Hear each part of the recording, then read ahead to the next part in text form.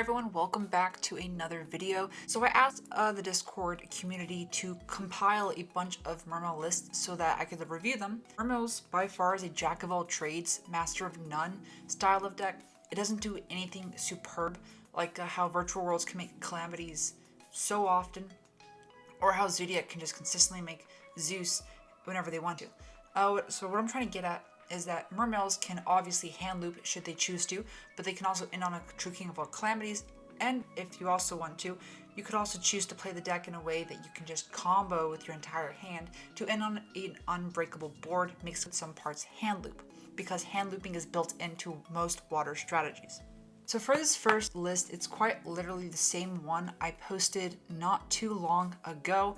The Atlantean count's the same, the Deep Sea Diva count is the same, as well as Minstrel. The real advantage with Minstrel is that it acts as a call by the grave, and so you always want to see this in your opening hand because it also makes Deep Sea Aria live, especially if it's paired with Dragoons, which automatically just searches your Diva or another combo piece. Fishborg is probably the best tuner to search or to summon off of Halka Fabrics. It was quite literally made for the water decks. 1 Lapis, we have a Gund, 2 Megalos, a Pike, 3 Teus, Lilin Glacia, 3 Princes, and the Swap Engine because we're not playing any other water extenders at all. 1 Mizuchi, this is for the Megalo with the Gaios, or you can also equip it to Bissalacia, 800 attack boost, and being able to play around Dark Ruler no more, and Forbidden Droplets, which are starting to make a comeback now that Smoke Grenade is gone. We have 3 Deep Sea Aria, which is a fantastic card, by the way. It works really well because your entire deck's meant to discard water cards. We have a Monster Reborn, which is one of those cards that can honestly be swapped with a spell and trap destruction if you so choose to. We also have 1 Phone, which is another combo starter, and 3 Imperms to round up our 6 count of hand traps in our 40 card build. As for the side deck, it's pretty much however you choose to orient it for your locals. In this case, as an example, we have DD Crows, Drolls, we have Spell and Trap Hate, Monster Hate, Evenly Matched, we can work towards both, Red Reboot, as well as Solemn Judgments for going first. As for the extra, it's pretty standard. We have a lot of cards we can summon Toads for in case you open up Swap Frogs plus have your regular Dragoons plus Piker, Dragoons plus Teus combo. And for the most part, we also play 2 Coral Anemones, simply because you use 1 during your first turn combo, and you want to use it late game to revive your prince to make a bit of a comeback should you need to. As for the second list, it's pretty much the same. Ideally, the core water deck itself is around 25 cards, and that gives you about 5 spaces for extenders, and the rest 10 spots for hand traps or just ways to make your deck more consistent. Only change here between this and the first build that there's only 1 Mermail Abyss Megalo, and the Imperms were swapped out for Gammas, which is probably the best hand trap for this meta moving forward. No Swap Frogs, instead we have Shathana, which is another really fantastic water extender. And for the spell cards, it's all the same except they chose to include a Call by the Grave. For the extra deck, we have a lot of hand loop stuff. This type of build is more oriented towards being a toolbox. That's because the extra deck is super flexible to what you choose to put in it.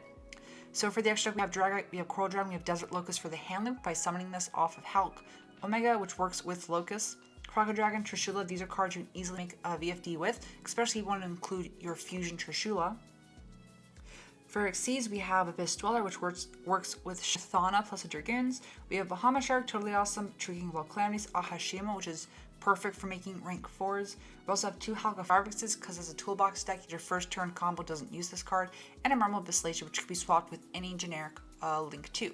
As for the side deck cards, we have Dagdan Scythe. You can also use Wonder Magician to pop it. We have Borderlord Savage Dragon, like I said before, the Fusion Trishula to help make True King of all calamities, as well as Link Karibo plus Monk of the Tinny to work with Shathana to make Arya live.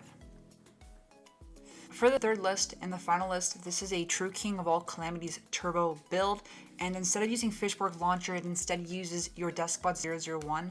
Also, as you can see here, instead of a Swap Frog engine or a Shathana engine, we have Arborea plus reinforcements of the army. If you're running what this spell card is, it's Magical Midbreaker Field. It's usually played alongside Call by the Grave to act as another means to stop your opponent from hand trapping you. The one tuner we do summon off of Auroradon is Mega Fan Beast Blue Impala. The significance of this card is that it doesn't change its level if you have Mega Fan Beast tokens on the field, so it always stays level 3. And the main issue with Impala is that it can only be used to summon machine-type monsters or machine-type synchro monsters. So although it cannot be used for Trishula, you can still summon a Vermilion mech using that card, as well as Cloud Castle. For the extra deck, we have Cloud Castle, Crocodragon, Trishula, Vermilion Mech. This is another machine level 9 Synchro Monster. Bahamut Shark and Toad for the Teus plus Dragoon plays. True King of all Calamities. We have Access Code, Hulk Fabrics Area, which is a combo piece. Usually want to go into this if you want to clear up zones. We also have Phoenix plus Unicorn as the toolbox to go into your access code to give it 5,300 attack. And you also have Link Karibo, Aurora, and Almirage, which will work really great with Deep Sea Aria. Alright, so let's take a look at some of these replays, which will show off some of the combos you can do with a couple of these lists.